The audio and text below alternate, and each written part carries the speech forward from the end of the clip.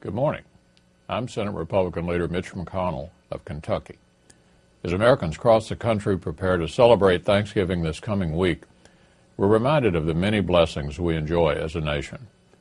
We're grateful for the sacrifices of the brave men and women in our armed forces who will not be home with their families next week and who make these blessings possible.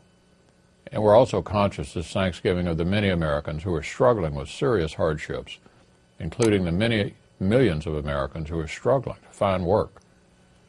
At the moment, about 15 million of our fellow citizens are looking for jobs and can't find one. The unemployment rate has remained stubbornly close to 10% for a year and a half. We're experiencing what can only be described as a jobs crisis, a sustained period of chronic unemployment, and 2 years of policies that have vastly increased the size and scope of government and added trillions to the debt and have done little to alleviate this problem. Take the stimulus, for example. Here was a bill that was supposed to create millions of jobs and keep unemployment from rising above 8%. Yet, since Democrats passed it nearly 2 years ago, more than 3 million people have lost jobs and the economy barely has a pulse. The American people delivered a clear verdict on this and other failed experiments in the government as economic stimulator on Election Day. But Democratic leaders in Washington continue to act as if nothing has changed, including their priorities.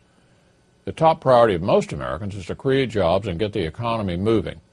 And the single best thing we could do in Washington to achieve that goal is to prevent a tax hike that's about to hit every taxpayer and hundreds of thousands of small businesses at the stroke of midnight on December 31st. And that's what I proposed a bill in September that would take care of this giant tax hike and prevent it from going into effect. Unfortunately, Democratic leaders have shown little interest in the idea. After adding trillions to the debt on big government policies most Americans didn't ask for and which we couldn't afford, Democratic leaders say they need more money, which they intend to take from small business, even though small businesses create the majority of new jobs. Americans don't think we should be raising taxes on anybody, especially in the middle of a recession.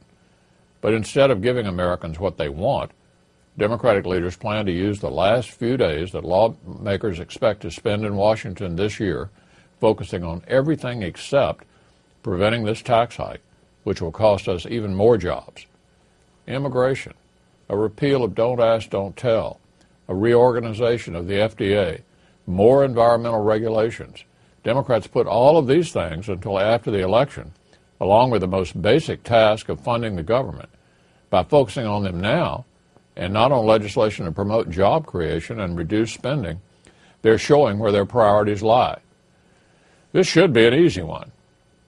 The bill that job creators and out-of-work Americans need us to pass is the one that ensures taxes won't go up, one that says Americans and small business owners won't get hit with more bad news at the end of the year. It's time Congress got its priorities straight. It's time Congress focused on job creation, and that means preventing tax hikes.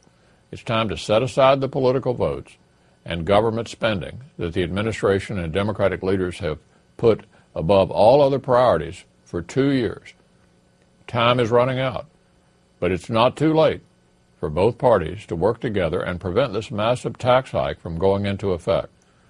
It's not too late to focus on the priorities of the American people. And Republicans in Congress are eager to work with anyone, Republican or Democrat, who is willing to do so.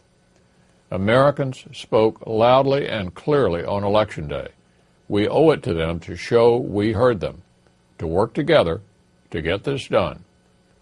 Thanks for listening.